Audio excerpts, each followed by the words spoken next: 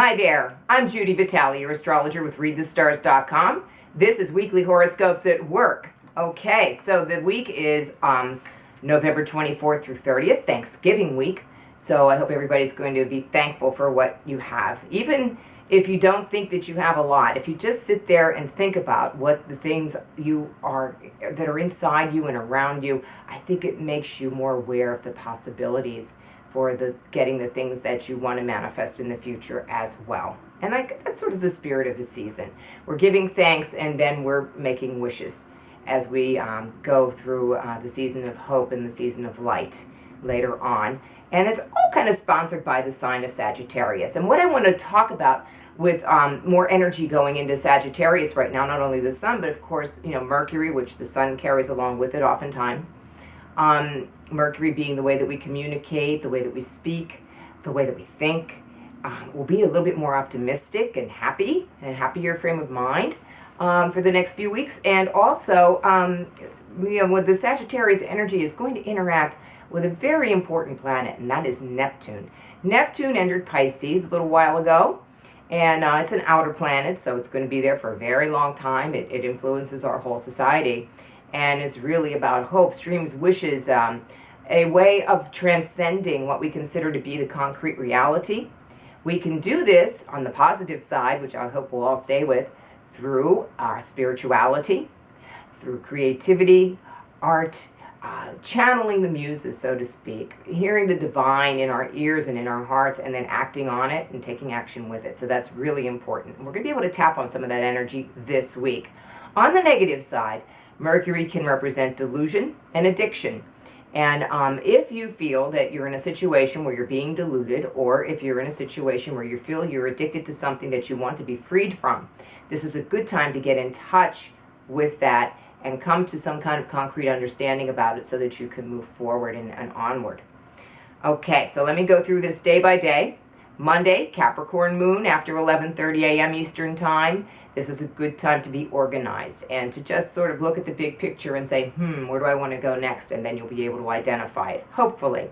By Tuesday, that moon gets into trouble by interacting with Pluto, and people will be exerting their power a little bit more. At the same time, Mercury, right at the end of Scorpio there, is going to get in there with Saturn and really come down hard. So if you're trying to tell someone how you feel about a situation, or you're trying to straighten out a relationship, try not to be too harsh, because that will be the tendency. You're going to want to temper that, because in the end you'll feel better if you're kind rather than if you're harsh.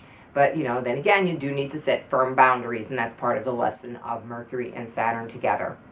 On Wednesday, the moon will be void, of course, between 10:30 a.m. and 2:23 p.m. So, beware of making contracts and purchases and that sort of thing during that time.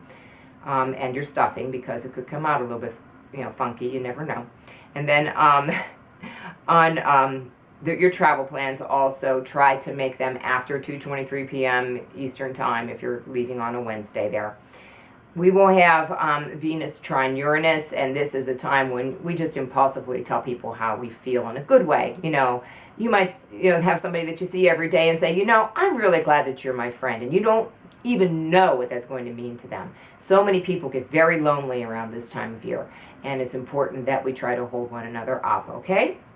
On Thursday, Mercury moves into Sagittarius. So those Thanksgiving Day conversations, they could be very upbeat and uplifting. They could also get a little bit political. Try to avoid that and just, be with the happiness of the moment. Even if you're only gathering with yourself, your cat, and your dog, gather and think about all the great things that you have. It isn't about the Hallmark cards. It's about what's in our hearts, and that's what really makes Thanksgiving important. And if you are in a situation where you're around a bunch of people you'd rather not be with, that's okay too. Just remember that what's in your heart is what you really have, and what you need to be thankful for. On Friday, the moon will be in Aquarius, but it'll go void, of course, between 12:14 and 5:03 p.m. That's a warning to all of you shoppers out there. You don't want to make purchases during that time, because you're going to go out on Saturday and find out the price went down. Or you're going to take it home and find out that there's like a seam that's missing, that kind of stuff. So be very, very careful. You can make purchases during the void, of course, moon, but you just have to scrutinize very, very carefully and comparison shop.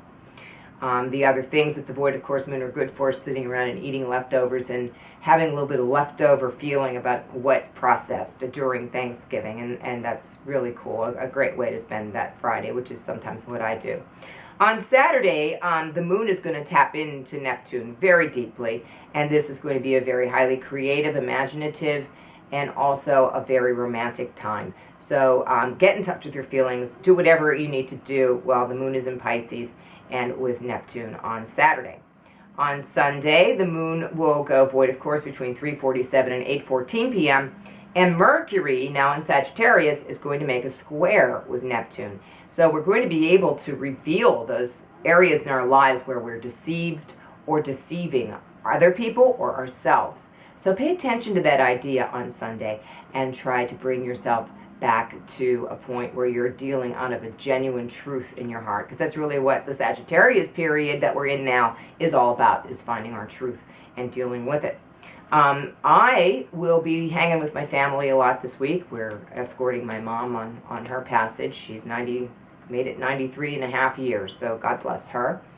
And we are also going to be having Small Business Saturday this coming Saturday at Journeys of Life in Shadyside, Pittsburgh. Please visit my website, readthestars.com, for more details, and also the Journeys of Life website. You can come there and get a reading, and coming soon, the following Sunday, December 7th, there's going to be a spirit fair there, so it's going to be fantastic. We're going to have a lot of great readers there available for you to just kind of walk in and get a taste of the different things that we do as readers in astrology and tarot and psychic readers, all kinds of great stuff. So that will be going on as well. In the meantime, if you need to contact me for a private video reading, a private consultation, a more extended one, or anything else that you might need as we go through this kind of difficult period for many people, I understand that. I'm available. I try to make myself available to people. So you can contact me easily, Judy, Judi, at readthestars.com.